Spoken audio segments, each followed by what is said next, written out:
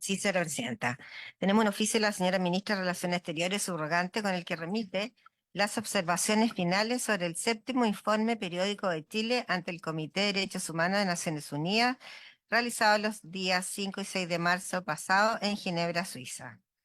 Así también un oficio de la directora suplente de la Corporación Administrativa del Poder Judicial, con el que informa la imposibilidad del envío de información conforme a lo solicitado en la glosa número 4 de la Ley de Presupuesto del presente año para la partida 03 del Poder Judicial. Y finalmente una comunicación de los señores Javier Vergara y Luis Chaura, que son exfuncionarios de Gendarmería, quienes adjuntan nuevos antecedentes respecto al no pago de sus beneficios en su pensión de invalidez. Eso sería, señora presidenta. Y en la tabla tenemos, sí, por favor, conocer por parte de los invitados sus consideraciones respecto al trabajo legislativo en materia de derechos humanos. Para estos efectos está invitado el señor Claudio Nach, coordinador de la Cátedra de Derechos Humanos de la Universidad de Chile, y la señora Lidia Casas, directora del Centro de Derechos Humanos de la Universidad de Diego Portales y profesora del Departamento de Derecho Público de dicha universidad. Ese es el primer punto, señora presidenta. Ya. Entonces, le damos con el primer invitado nomás. Ya. Entonces, vamos a comenzar con el primer invitado, el profesor Claudio Nat.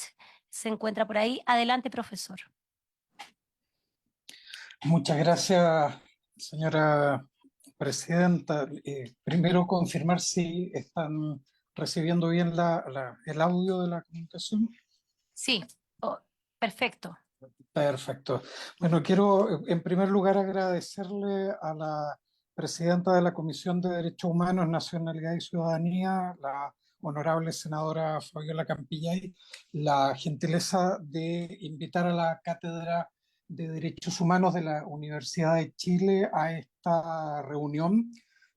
Para nosotros es importante la oportunidad de poder transmitirle desde la universidad una mirada interdisciplinaria y transversal, digamos, sobre algunas prioridades o consideraciones de prioridades para el trabajo legislativo de esta comisión a la luz de las obligaciones internacionales del Estado de Chile. Yo voy a dividir, señora presidenta, mi presentación en estos minutos que me han concedido en tres aspectos. Primero, algunas referencias a las observaciones que ha recibido Chile de organismos de Naciones Unidas, que va a ser una parte más corta porque ustedes ya han tenido al representante de la Oficina del Alto Comisionado, también algunas consideraciones de lo que se ha dicho en el ámbito del sistema interamericano y luego una mirada conjunto de la supervisión tanto internacional de organismos de derechos humanos como del movimiento de derechos humanos, donde hay coincidencias y eso nos permitirán sacar algunas conclusiones para aportar a vuestro debate.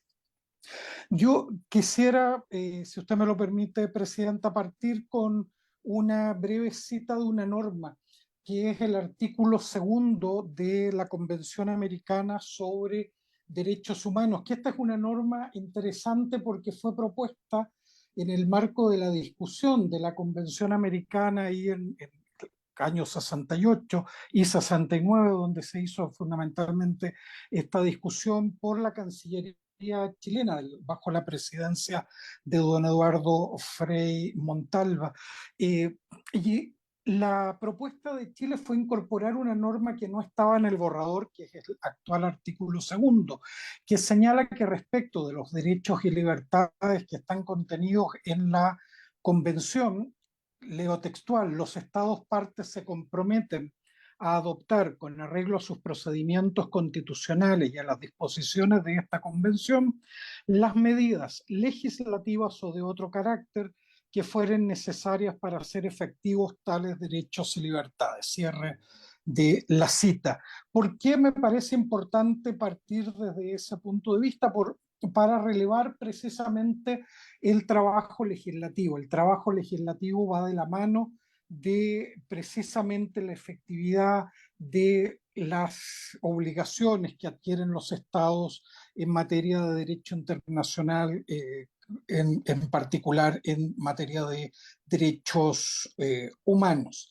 Y quiero valorar también oportunidad que ustedes están dando a la sociedad civil, a la academia y a los organismos internacionales de ser parte de este debate que fija o busca fijar ciertas prioridades en el trabajo de la comisión. El Senado tiene, por supuesto, siempre un espacio privilegiado para generar una deliberación democrática con altura de miras y que se abra ese espacio a la sociedad civil, a la academia y a organismos internacionales. Es una cuestión que yo creo todos valoramos por parte de esta comisión.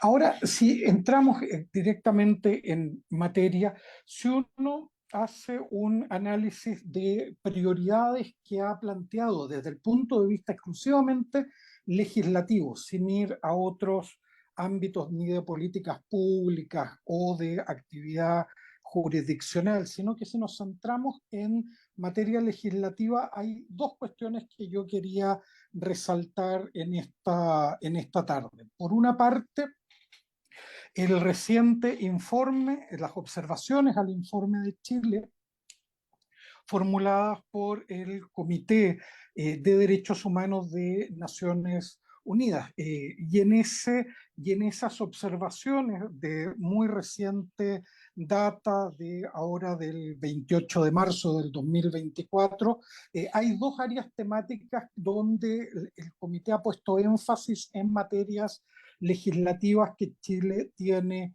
eh, pendiente. Por una parte, en materia de discriminación, que es uno de los ejes del informe, trata estas materias en varios párrafos, pero hay un punto que yo quisiera destacar, que el comité señala en el párrafo 14, letra A, insta al Estado a adaptar su legislación a los estándares internacionales de derechos humanos en materia de definición de discriminación para incluir discriminación indirecta, múltiple y estructural. Y además, en la letra C del párrafo 14, insta al Estado a incrementar campañas de sensibilización y capacitación y considerar la creación de una institución de ámbito nacional responsable en materia de discriminación. Y luego, otra área temática relevante desde el punto de vista del trabajo legislativo que ustedes tienen para este año, está precisamente algunas cuestiones vinculadas con los casos de violaciones de derechos humanos que se han producido en Chile, en tanto en su historia más lejana bajo la dictadura como más reciente en el marco del estallido social del 2019. Y ahí el comité también vuelve en el párrafo 28, letra C, a hacer una indicación que tiene que ver directamente con el trabajo legislativo, como es considerar la adopción de una ley de reparación integral. Y luego, en los párrafos 29 y 30, en materia de derecho de reunión pacífica también, hay un pronunciamiento muy claro del comité en orden a derogar el decreto supremo 1086 sobre reuniones públicas y asegurar, leo textual, las reformas legislativas en este marco para que éstas se adecúen a las disposiciones del artículo 21 del Pacto y observación 37 del propio comité. Ahora, si vamos a otro órgano de Naciones Unidas que le ha hecho indicaciones a Chile en materia legislativa relevante para el trabajo de esta comisión, tenemos el Comité contra la Tortura y otros tratos o penas crueles, inhumanos o degradantes, que el 28 de agosto del 2018 también le hizo algunas observaciones a Chile. Por ejemplo, en el párrafo 19, insta al Estado a revisar y enmendar su legislación en materia antiterrorista para definir de manera precisa y estricta los bienes jurídicos que se busca proteger y los derechos de quienes son acusados de este tipo de actos. Y también en la misma observación, el informe de Chile, en los párrafos 10 11, trata expresamente de algunas modificaciones legales que habría que introducir en materia de la definición de tortura a fin de incorporar expresamente, dice el comité, los actos cometidos con el fin de intimidar o coaccionar a un tercero y además revisar la derogación de la prescripción del delito de tortura. Ahí tenemos algunas recomendaciones que se le han formulado a Chile en el ámbito de tanto del Comité de Derechos Humanos como el Comité contra la Tortura. El Comité contra la Tortura y el Comité de Derechos Humanos, ambos también han hecho referencia a que Chile mantiene vigente el decreto ley de amnistía del año 78, pese a que los tribunales no lo están ocupando, sigue habiendo ahí un problema desde el punto de vista legislativo. Ahora sí, vamos, si me permite, Presidenta, ir al sistema interamericano. Aquí también uno puede encontrar algunas recomendaciones que se le han hecho a Chile, tanto en el marco del trabajo de supervisión que realiza la Comisión Interamericana de Derechos Humanos, como el trabajo más bien de corte contencioso de la Corte Interamericana. La Comisión también en dos informes recientes, uno en un informe precisamente respecto de la situación de derechos humanos en Chile, publicado el año 2022, inicio del 2022, quiero rescatar dos medidas que ahí se indican. Una que está en los párrafos 40 y 41, donde la Comisión indica la necesidad de tomar medidas para garantizar en Chile el deber de reparación frente a las violaciones de derechos humanos. Y en este sentido, la Comisión habla de la necesidad de un programa de reparación integral, de un fondo en esta materia. Y nosotros sabemos que para lograr efectivamente poder implementar este tipo de medidas y que no sean cuestiones coyunturales, sino que una política de Estado permanente en esta materia, sería necesario precisamente lo que decía el Comité de Derechos Humanos de Naciones Unidas, es decir, tener una legislación de reparación integral.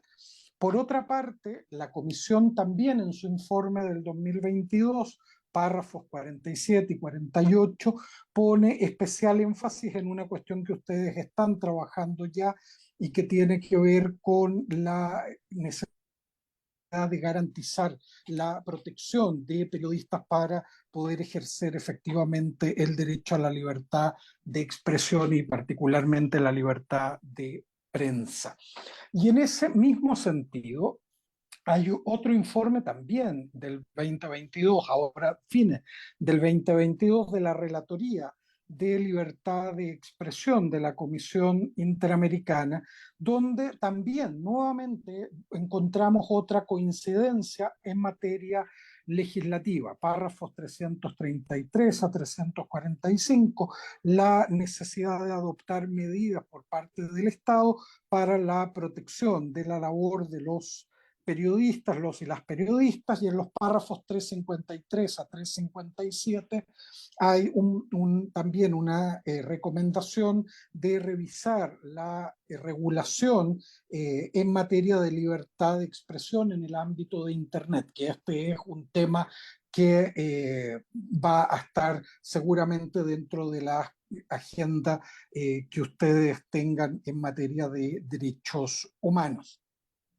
Por otra parte, señora presidenta, si uno mira lo que le viene diciendo la Corte Interamericana a Chile en los últimos casos de los últimos años, también hay varias cuestiones interesantes desde el punto de vista de las adecuaciones legislativas. Por una parte, en la sentencia del caso Urrutia versus Chile del 27 de agosto del 2022 hay una orden de la Corte en este sentido que le ordena al Estado de Chile la modificación del Código Orgánico de Tribunales, particularmente el numeral 4 del artículo 323, que es el que permite la sanción de jueces y magistrados cuando estos hayan publicado sin autorización del presidente de la Corte Suprema escritos en defensa de su conducta oficial o atacar en cualquier forma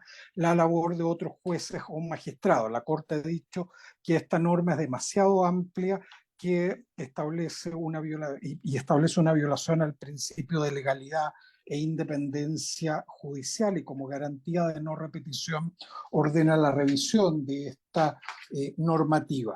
Por otra parte, en un caso aún más reciente, del 24 de noviembre del 2022, la sentencia Barahona Bray versus Chile, también en materia de reparación, la Corte establece el deber del Estado de adoptar medidas legislativas relacionadas con la tipificación de los delitos de injuria y establecer vías alternativas al proceso penal para la protección del honor de los funcionarios públicos respecto de opiniones relacionadas con su actuación en la esfera pública. Ahí es el párrafo 174 de este caso. Y por último, en un caso también respecto de Chile reciente, de 4 de febrero del 2022, el caso Pavés versus Chile, en las medidas de reparación nuevamente, párrafo 184, le da la Corte Interamericana un plazo de 2 años a Chile para precisar o regular con claridad a través de medidas legislativas o de otro carácter la vía recursiva, el procedimiento y la competencia jurisdiccional para la impugnación de decisiones de establecimientos educativos públicos en torno a nombramiento o remoción de profesores o profesoras de religión, y esto tiene que ver con temas de discriminación por orientación sexual.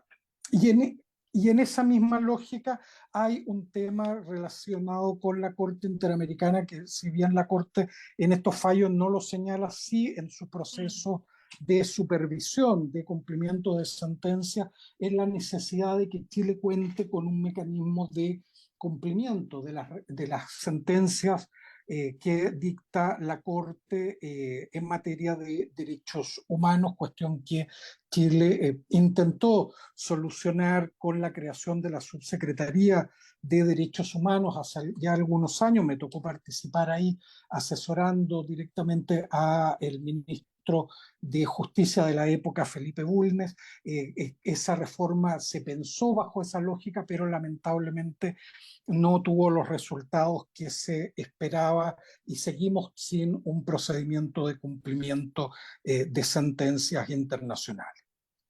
Por último, en tercer lugar, si uno da una mirada no solo a los informes de la ONU, de la OEA, sino que también mira informes recientes de organismos de supervisión internacional como Amnistía Internacional, informe que se presenta mañana, y de Human Rights Watch, que se ha presentado hace algunos pocos días, hay coincidencias en estos cuatro, ONU, OEA, Amnistía, Human Rights Watch, sobre temas vinculados con el uso de la fuerza por parte de las fuerzas policiales, la regulación, la necesidad de una regulación con un enfoque de derechos humanos, cuestión que ustedes tienen dentro de su agenda en materia de derechos humanos, y también todos estos organismos han planteado la necesidad de esta revisión de la actual estructura y funcionamiento de Carabineros de Chile a fin de fortalecer sus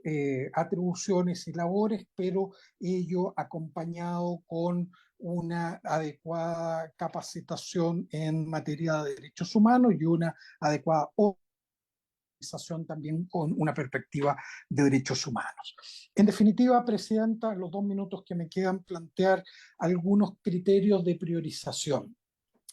Si ustedes tienen el deber de priorizar su trabajo para este año, la única recomendación que les haría como criterio es uno, poder resolver los nudos críticos que hay en materia de derechos humanos desde el punto de vista de este deber de adoptar legislación, es decir, no solo atacar la contingencia, sino que también las cuestiones más permanentes de largo aliento que nos permitan resolver a futuro los temas de derechos humanos sin necesidad de legislaciones ad hoc para cada caso o situación concreta. Eso implica 2 prioridades evidentes. Por una parte, una ley de reparación integral con capacidad de establecer qué es una violación de derechos humanos, quiénes son las víctimas, cuáles son las obligaciones del Estado, los procedimientos asociados.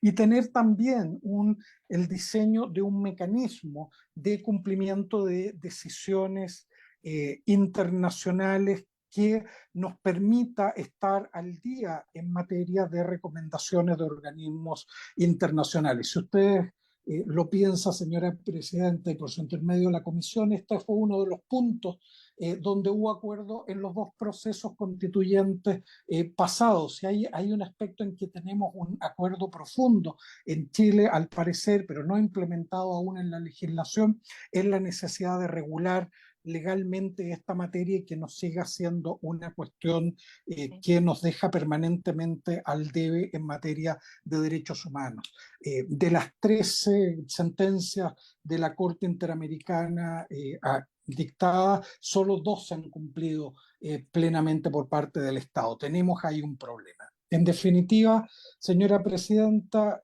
por su intermedio a la Comisión, 3 cuestiones. Uno, la necesidad de adecuar la legislación y para eso los estándares internacionales son relevantes. Segundo, las prioridades debieran estar en los nudos críticos. Y tercero, ¿cuáles son esos nudos críticos identificados a la luz de toda la supervisión internacional? Ley de reparación integral, mecanismo de cumplimiento de decisiones internacionales y avanzar en la agenda ya propuesta en la labor de esta comisión, es decir, protección de la labor de periodistas y ley contra discriminación. Obviamente, Presidenta, quedo a disposición de usted y de la comisión para resolver cualquier duda que pueda surgir de mi presentación. Y una vez más le agradezco la gentileza de esta invitación. Muchas gracias. Sí, también le doy las gracias, profe, por haber accedido a poder exponer acá en la comisión. Quiero hacerle una pregunta y que por favor me pueda responder. ¿Cuáles son los lineamientos que debiéramos seguir para poder lograr este proyecto de ley de reparación integral? Que profundice usted y que nos pueda guiar y también invitarlo a que pueda participar en este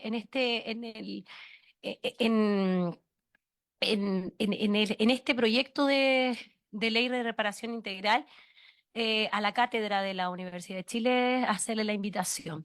Así que eso como primera pregunta, profesor. Sí, Presidenta, eso sí, le puedo contestar con la segunda parte con mucha facilidad. Por supuesto, pueden contar con nosotros, eso no hay ninguna duda, es parte de nuestro mandato estar a disposición de ustedes, así que eso puede contar con ello sin duda alguna. Le comento y a través de su intermedio, Presidenta, a los otros miembros de la comisión, que en esto ya hay un cierto trabajo adelantado bajo la presidencia del senador Latorre hace un par de años atrás. De hecho, antes de la última elección que renovó parcialmente el Senado, estuvimos haciendo un trabajo con la comisión de la época en materia de una ley de reparación integral. De hecho, se convocó a organizaciones de la sociedad civil, se convocó a organismos internacionales, participó la Comisión Interamericana, la Corte Interamericana, participó el Alto Comisionado de Derechos Humanos, Amnistía Internacional, ICTJ, que es la principal institución vinculada a temas de justicia transicional, donde se conversó algunas bases de lo que podría ser una ley de reparación integral, siguiendo los modelos AID que están más avanzados en esta materia de Colombia y de México. En eso hay un trabajo y eso implica definir algunas cuestiones centrales que solo se las enumero ahora para no comer todo el tiempo de la sesión, pero esto es un tema que me apasiona y podría estar contándoles ahí largo tiempo los detalles, pero hay cuestiones claves que resolver. Uno es precisamente una discusión que ha habido en Chile en los últimos años, ¿qué es exactamente una violación de derechos humanos? Por lo tanto, ¿quién está en condición de violar los derechos humanos? Si resolvemos eso en la ley, vamos a tener un debate mucho más claro y preciso sobre el cumplimiento de los estándares. Luego, ¿quiénes son víctimas? Y en esto no solo hay víctimas directas, nosotros sabemos por la experiencia, no solo en Chile, sino que la experiencia comparada, que hay víctimas directas, indirectas, víctimas potenciales, cuáles son específicamente las obligaciones del Estado en materia de reparación. El comité lo ha señalado, criterios como restitución, rehabilitación, satisfacción, compensación, garantía de no repetición, pero eso hay que traducirlo en una ley interna que sea factible de implementar. Y luego, tal vez lo más importante normalmente en esto, es establecer ciertos procedimientos que permitan que las personas que sufren una violación de derechos humanos puedan reclamar de una reparación integral como es a la que tienen derecho sin tener que, lo importante, Presidenta, es sin tener que en cada situación que se nos produzca y que en el futuro se pueden producir, sin tener que tener una legislación ad hoc. Ha habido legislaciones ad hoc para situaciones producidas en el marco de la dictadura, ha habido legislaciones o intentos de legislaciones ad hoc posterior. Lo que debemos es tener una legislación permanente que nos permita resolver estos nudos, yo diría estos nudos críticos de un más largo plazo. Yo creo que eso es bueno hacerlo en estos minutos, donde hay mayor calma en estos temas y no hacerlo a la luz de una crisis de derechos humanos donde siempre el debate es mucho más complejo. Así que hay un camino recorrido ya, Presidenta, y nos ponemos a disposición de ustedes para seguir avanzando en eso. Me había pedido la palabra el senador Saavedra. Sí, Por favor. sí, Presidenta, muchas gracias. Profesor, muy buenas tardes. Agradecerle, estimado profesor Claudio Nach, su exposición y al mismo tiempo solicitársela, si fuere posible, porque usted alcancé a tomar nota de muchos de los de la intervención suya y sobre lo que alcancé a notar, quiero hacerle un par de preguntas y ver cómo podemos avanzar respecto de el proceso legislativo que usted menciona y que todos sabemos que están pendientes. Dicho eso, eh, primero, el valor que usted le entrega al Senado como espacio democrático, en donde el método es el diálogo para tener acuerdos, que es fundamental, sobre todo cuando hay mayorías y minorías, pero que hay que allanarse a resolver problemas pendientes porque ves que nos evalúan de instituciones externas, la evaluación no es de las mejores. Entonces no podemos seguir en ese camino, a mi entender, y tenemos que entrar a superar estas condiciones, y para eso el diálogo y el acuerdo es lo principal para poder superar las condiciones que usted muy bien menciona. Entonces, además de eso, agrego la observancia, ¿cierto?, a la pluralidad y la tolerancia, que es clave en estos procesos de superación de condiciones que se arrastran ya de largo tiempo, producto de la historia que tenemos como país. Y usted habla de materias pendientes, y ahí me gustaría, si es que tuviera un minutito, porque habla lo primero, el párrafo 14, letra A, ¿cierto?, de la discriminación, sobre la discriminación. Ya lo sé, sobre campaña, y esto usted menciona la creación de una nueva institución. Y como es educación, yo, además de que esté evidentemente en el Instituto de Derechos Humanos, claro, pero esto debe ser parte del proceso formativo de niños, niñas y adolescentes. O sea, si no instalamos una cultura de vivencia de los derechos humanos en el país, la verdad es que vamos a andar siempre parchando. Mira, yo soy de la región del Biobío, miren lo que pasó el fin de semana, viernes, sábado, en donde dos jóvenes se agredieron y uno de ellos resultó fallecido. Ese es un tema de violencia, ese es un tema de derechos humanos pendiente que tiene que incorporarse para que haya una sana convivencia también al interior de las aulas y entre los jóvenes estudiantes. Lo menciono porque estoy planteando esto, ¿ya? El tema pendiente sobre legislar, ¿cierto? Usted lo menciona, sobre las violaciones de los derechos humanos en tiempo de dictadura y en las manifestaciones o la revuelta social del 2019, y ahí tenemos temas pendientes, y usted menciona derogar el decreto ley 1086, ¿puede ser? Usted me corrige. Sí, sí. Eso. Y habla también de la adecuación, por lo tanto, la ley al artículo 21 del pacto. Eso es. Entonces, a lo mejor le estoy pidiendo mucho en poco tiempo, pero si pudiera, y si no, mi disposición por lo menos como senador a juntarme con usted para poder conversar sobre estos temas que me interesan mucho. Y finalmente, también de lo que registré, una cuestión pendiente y que está en debate, pues está ahí una ley que está sin cerrarse el proceso, que es la ley antiterrorista. Entonces hay que adecuarla a las conductas o a las puntualizaciones, a las orientaciones, al direccionamiento que tiene en términos internacionales las instituciones garantes de los derechos humanos en el planeta, y que por lo tanto Chile no puede escabullirse ni salir de estas directrices. Entonces ahí si pudiera, y si no, absolutamente abierto a conversar, porque creo que es un tema pendiente que no podemos soslayar ni hacerlo los lesos ante una situación que el país vive permanentemente. Gracias, presidenta, muy amable. Gracias, profesor.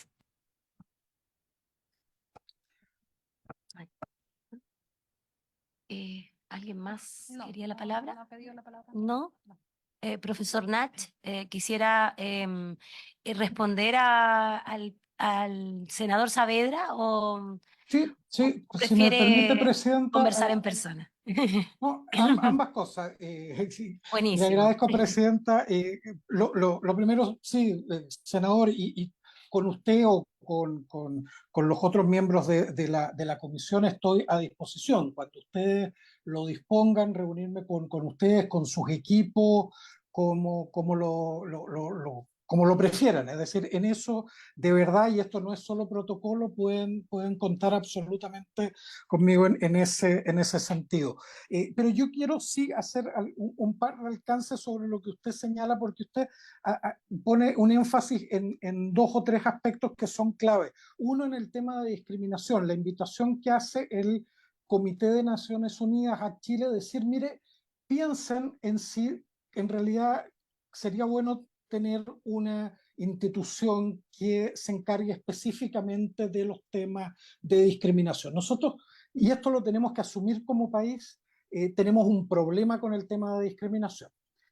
Si uno mira el informe, las observaciones al informe de Chile, si uno mira lo que va a publicar Amnistía Internacional mañana, si hay algo donde está el grueso de las observaciones que se hace por Human Rights Watch también a Chile en materia de derechos humanos, tiene que ver con temas de discriminación. Es decir, lo que hemos avanzado, han habido esfuerzos importantes, no ha sido suficiente. Yo creo que ahí tenemos que darnos ese trabajo, como dice usted, senador, en un espacio como este, como la Comisión de Derechos Humanos del Senado, sentarse y conversar, necesitamos o no para la elección siguiente, sino que en el largo plazo. Yo creo que este es un espacio privilegiado para tener esa discusión, y a eso es a lo que nos invita el comité. La institucionalidad nos parece estar siendo suficiente, piensen en cómo mejorar. Y eso puede ser una institución encargada específicamente de este tema. En segundo lugar, sí, este es un tema pendiente y lo ha reconocido todo el espectro político. De hecho, el ministro de Justicia y de Derechos Humanos, Hernán Larraín, bajo el gobierno del presidente Piñera, también planteó la idea de que había que tener una legislación en materia de derecho de reunión que deje atrás el decreto del año 83. Hoy día las manifestaciones públicas se regulan bajo la misma lógica que reguló la dictadura, la represión a las protestas sociales. Entonces, claramente tenemos ahí un desfase histórico de la forma en la que enfrentamos el tema del derecho de reunión, y eso hay que adecuarlo a estándares internacionales. Eso es lo que está diciendo el comité. Esta es una discusión también pendiente legislativa en Chile. Y la ley antiterrorista lo mismo, lo dijo hace 10 años atrás la Corte Interamericana en el caso Norín Catrimán versus Chile. Su tipo penal es un tipo que tiene problemas de indefinición, de extensión, que lo hace incompatible con la legislación internacional. Entonces, hemos tenido todo tipo de alertas desde el punto de vista de la necesidad de adecuaciones legislativas. La invitación que yo les hago en ese sentido es a pensarlo esto en este largo plazo, no solo para resolver la coyuntura, sino que resolver los grandes nudos en materia de ejercicio de derechos humanos en Chile, y para eso le insisto, senadora, y por su intermedio a todos los miembros de la comisión, estamos absolutamente a su disposición para ampliar estos puntos, colaborar, lo que estimen ustedes pertinentes. Muchas gracias, y espero haber en parte respondido al senador Saavedra. Sí, muy amable, profesor, muy amable. Senador Walker, por favor. Muchas gracias, presidenta. No, yo quería aprovechar junto con saludar al profesor Claudio Nash y a la profesora Lidia Casas también. Aprovechar la presencia de ellos. Hoy día se ha repuesto el debate de la pena de muerte en la opinión pública. Entiendo que lo planteó el gobernador de Valparaíso, Rodrigo Mondaca. Creo que después anduvo rectificando sus dichos, pero ha sido titular del día. Entonces, yo creo que es interesante. A mí me preguntaron, presidenta, esto en una radio en la mañana. Yo recordé que la pena de muerte está derogada en nuestro ordenamiento jurídico, pero además hay tratados internacionales de derechos humanos que nos obligan como Estado, y tampoco depende de la soberanía de este Congreso derogar la pena de muerte. Tal vez sería interesante, no es materia de la exposición, pero aprovechar la presencia de dos destacados profesores en materia de derechos humanos, de ilustrar ante la opinión pública, ante esta comisión, cuál es lo que establecen estos tratados internacionales que nos obligan a no poder siquiera discutir la reposición de la pena de muerte en nuestro país. Gracias, presidente.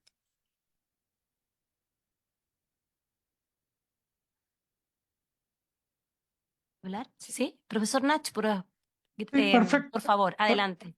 Perfecto, muchas gracias, presidenta. Sí, le agradezco por su intermedio al senador Walker este punto que no estaba, pero yo creo que era imposible no comentarlo hoy. Yo lo uso y lo di hace una semana atrás, no le estoy mintiendo, hace una semana atrás en mi curso en el de Derecho Internacional de Derecho Humano aquí en la Facultad de Derecho donde estoy ahora hablándole a ustedes, lo uso como el ejemplo precisamente de los límites que tiene el Poder Legislativo. Es decir, cuando uno se hace la pregunta, ¿cómo el legislativo podría hacer incurrir al Estado en responsabilidad internacional? Una de las respuestas que uno puede dar a esa pregunta es cuando se legisla en violación o en contradicción con las obligaciones internacionales del Estado. Por ejemplo, cuando se discute la posibilidad de restablecer la pena de muerte. ¿Por qué? Porque, como muy bien señala el senador Walker, hay una norma expresa. La Convención Americana, a la que ya hemos hecho referencia, por dar un ejemplo, en el artículo 4, en el numeral 3, señala textual: no se restablecerá la pena de muerte en los estados que la han abolido. Habiéndose abolido en Chile la pena de muerte, no puede restablecerse. No se abolió totalmente, pero respecto de aquellos delitos que tenían pena de muerte, no se puede restablecer. Y aquí está lo que ustedes seguramente han escuchado más de alguna vez, que es el ejercicio de control de convencionalidad. ¿Qué dice la Corte Interamericana? Hay un deber de toda autoridad pública, en este caso el Senado, por ejemplo, de la República, pero también el Poder Ejecutivo, los gobernadores, etcétera, de no proponer medidas que sean contrarias a las obligaciones del Estado. Si se proponen medidas que sean contrarias a las obligaciones del Estado, se está haciendo incurrir al Estado en responsabilidad internacional de avanzarse en esa legislación. Por lo tanto, este es un buen ejemplo de los límites. La lucha contra la delincuencia, la lucha contra el crimen organizado, y esto la Corte Interamericana y otros organismos lo han dicho, es un deber para el Estado, sí, pero es un deber que debe cumplirse bajo ciertos límites y ciertos parámetros. Uno de esos límites y parámetros es precisamente no utilizar la herramienta de la pena de muerte si el Estado ya ha tomado la medida para abolirlo. La pregunta, senador, para darle la respuesta completa, ¿cómo uno eventualmente puede saltarse, entre comillas, este deber? Tendría que denunciar la Convención Americana. Lo hizo Trinidad y Tobago, lo hizo hace algunos años. Yo creo que en esto hay que ser muy transparente y no hacer trampa, digamos, lo peor que se puede hacer en estas materias es intentar hacer trampa. Trinidad y Tobago hace algunos años tenía esta discusión con la Corte Interamericana, quería restablecerla, y lo que hizo, lo que hace un Estado serio, es decir, no saltarse la norma, sino que tomar la medida de salirse de la Convención Americana. Esa es una decisión que tendrían ustedes que discutir si quisieran avanzar en esta línea. Pero si uno quiere mantenerse dentro de los compromisos, porque además habría que denunciar el Pacto de Derechos Civiles y Políticos, etcétera, es una decisión que claramente no va en la línea de lo que hemos estado conversando, de avanzar en la efectividad de los compromisos en materia de derechos humanos y no retroceder en esta materia. Así que es un buen ejemplo de los límites que tiene justamente la labor legislativa en materia de derechos humanos. Y con esto cierro, presidente, le juro, perdón, pero le juro que con esto cierro. Los derechos humanos tienen una virtud, que son un límite, incluida la regla de mayorías, incluyendo cuando hay una gran mayoría que quiere una medida. Si esta medida está prohibida, ese es un límite que imponen los derechos humanos, y eso es bueno recordarlo siempre. Muchas gracias, senador Walker, por su pregunta. No, ningún senador más. Ya. Bueno, le damos las gracias, profesor Nach, por haber nuevamente accedido a estar con nosotros, haber expuesto. Le damos las gracias en nombre de mis compañeros de la comisión. Muchas gracias. La- Lidia Casas. ¿Sí? Ya.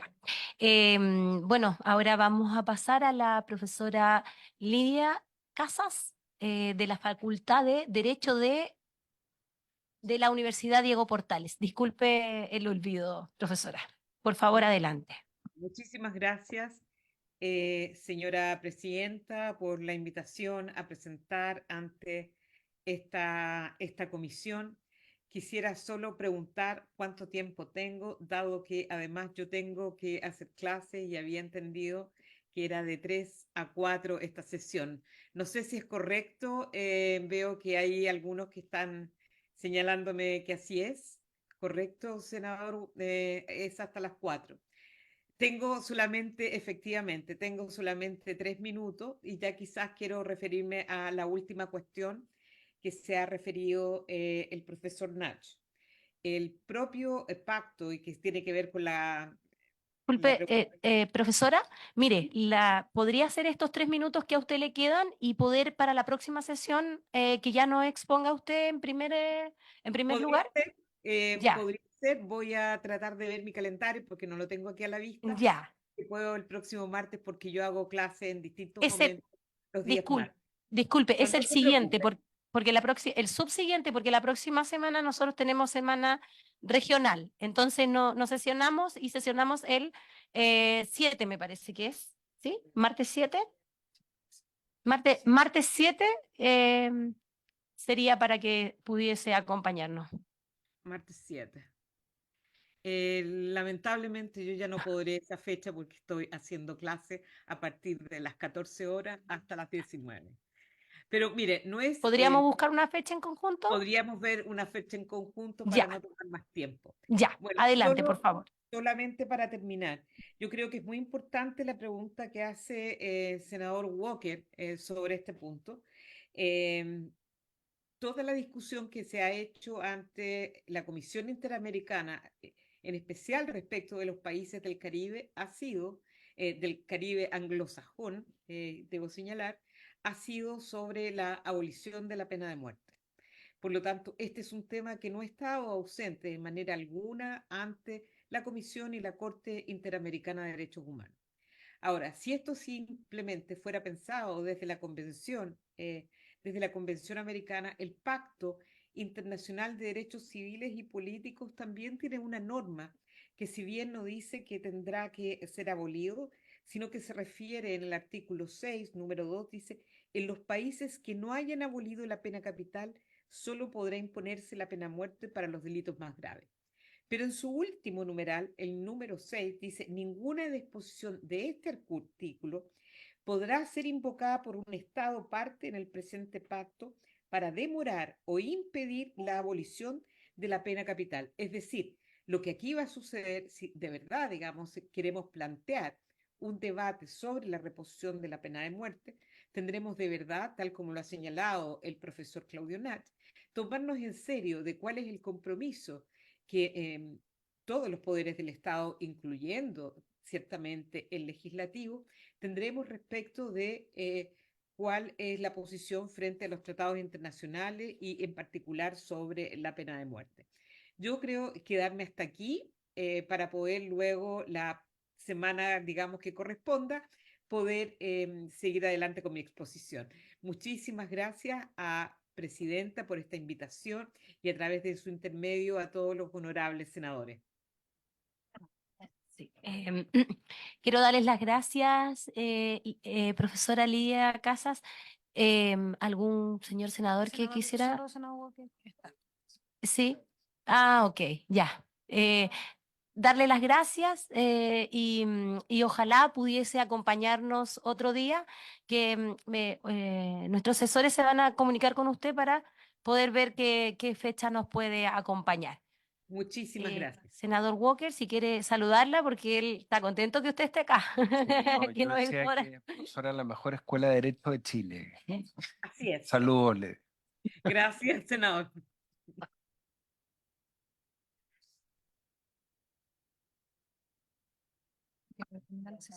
Ay, ¿verdad? Recording Ay, tenemos un stopped. segundo punto. Ah, sí.